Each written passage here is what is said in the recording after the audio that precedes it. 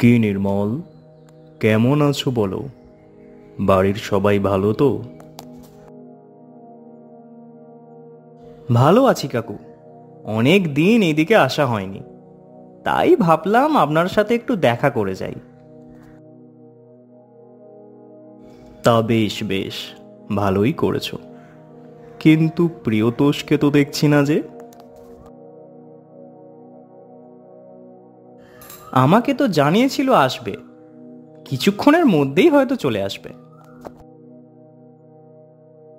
চলে আসবে না, এসে গেছি।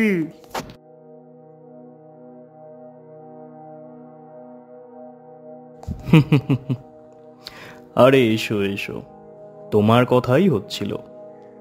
তোমরা দুজনেই পরামর্শ করে এসেছো যখন, তখন নিশ্চয়ই গল্প শোনার জন্যই এসেছো। হ্যাঁ কাকু, আপনি ঠিকই ধরেছেন। আজ আমরা আপনার জীবনের সাথে ঘটা একটা ভয়ানক অভিজ্ঞতার গল্প শুনব। হ্যাঁ কাকু। আচ্ছা বেশ বেশ, তাই হবে।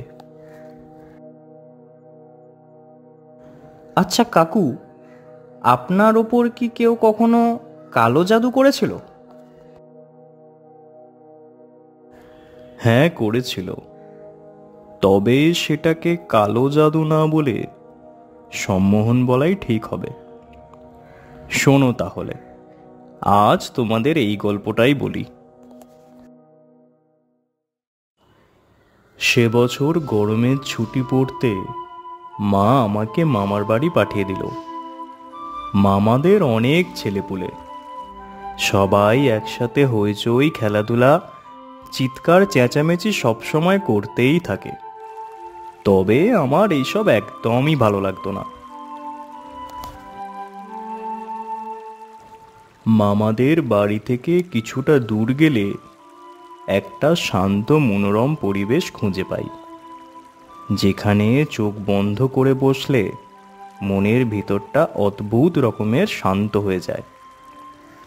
জীবনের সেই ফেলে আসা দিনগুলোর কথা ভাবলে এখনো মনের ভিতরটা যেন কেমন ফাঁকা ফাঁকা লাগে।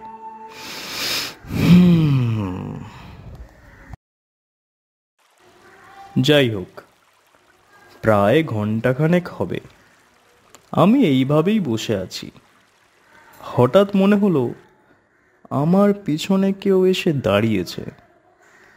আমি তক্ষুনি উঠে দাঁড়িয়ে পিছনে ঘুরলাম এবং চমকে কয়েক পা পিছিয়ে গেলাম। দেখলাম একজন ভয়ঙ্কর দর্শন বৃদ্ধা আমার দিকে এক দৃষ্টে তাকিয়ে দাঁড়িয়ে আছে। তার পরনে কালো হয়ে যাওয়া একটা ছেঁড়া থান, সাদা চুলগুলো অবিনষ্ট, চোখ দুটো অদ্ভুত রকমের লাল, সামনের সব দাঁতগুলো অসম, পোকায় খাওয়া। সেই দাঁত বের করে বৃদ্ধা হেসে বলল, কে তুমি? এখানে কি করছো?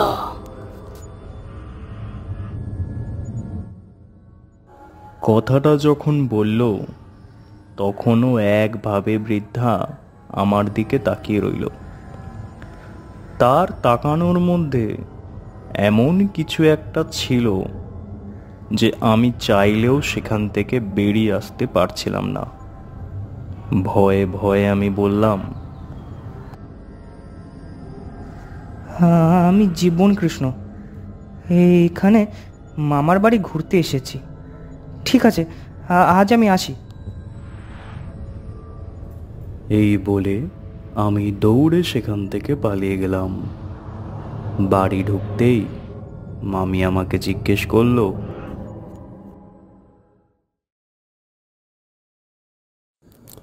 এই ভর দুপুর বেলায় কোথায় গিয়েছিলি রে বাবা? এই একটু নদীর ধারে ঘুরতে গিয়েছিলাম মামি।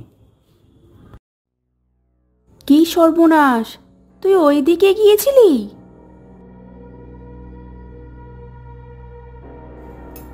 কেন মামি, কি আছে ওইদিকে? না না, কিছু না। তবে ওই দিকে আর যাস না বাবা, ঠিক আছে? ঠিক আছে, আর যাব না। এই সময় তোমাদের বলে রাখি, আমার মামার বাড়িতে বিশাল বড় জাগ্রত মা কালীর প্রতিমা ছিল। গ্রামের সব মানুষ তখন আমার মামার বাড়ি গিয়ে পুজো দিত। আমার দিদিমা যখন বেঁচে ছিলেন তখন দিদিমার ওপর ভর হতো। আমি তখন 6 বছরের। তখন দিদিমা মারা গেলেন। এখনো মনে পড়ে দিদিমার সেই স্নেহময়ী মুখ। আমাকে বড় ভালোবাসতেন। মায়ের মুখে শুনেছিলাম, যেদিন দিদিমার ওপর ভর হতো সেই দিন দিদিমার গা জ্বরে আগুন হয়ে থাকত। কারোর সাথে কোনো কথা বলতেন না।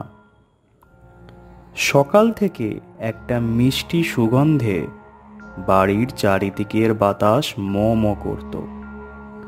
গ্রামের সব মানুষের দুঃখ কষ্টের সমাধান করে দিতেন আমার দিদিমা। মা বলতো দিদিমা নাকি বুঝতে পেরেছিলেন যে কবে উনি মারা যাবেন। তাই মারা যাওয়ার আগে মা মাসিদের সবাইকে মামার বাড়ি ডেকে নিয়েছিলেন, যাতে উনি সবাইকে দেখে শান্তিতে চলে যেতে পারেন।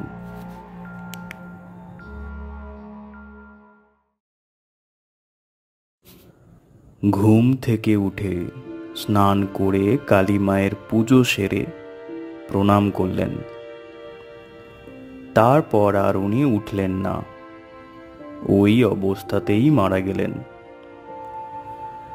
দিদিমাকে শেষ দেখার জন্য আশেপাশের 5টা গ্রামের লোক জড়ো হয়ে গিয়েছিল।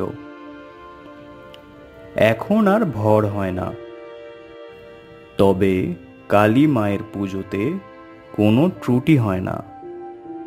নিয়ম নিষ্ঠা মেনে রোজ পুজো হয়। যাই হোক, আবার আসল ঘটনায় ফিরে আসি। আসলে পুরনো কথা মনে পড়লে যে কোথায় গিয়ে থামবো তা বুঝতে পারি না।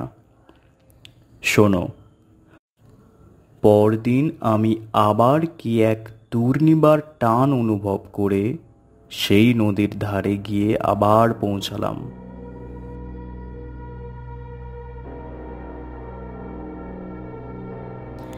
আমি জানতাম তুমি আজ আসবে।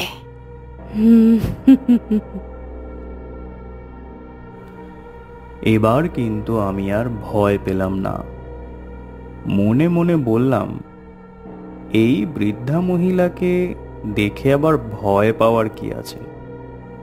তাই সহজভাবে বললাম, আসলে জায়গাটা এত সুন্দর, তাই আমাকে ভীষণ টানে। হ্যাঁ, খুবই শান্ত নিরিবিলি।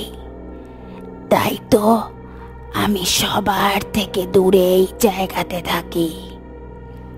তোমার মতো আমারও এই জায়গাটা ভীষণ পছন্দের। এই দেখো, কথায় কথায় ভুলেই যাচ্ছিলাম, তোমার জন্য একটু পায়েস এনেছি। এই নাও, খেয়ে নাও। না না ঠাকুমা, আমি খাবো না।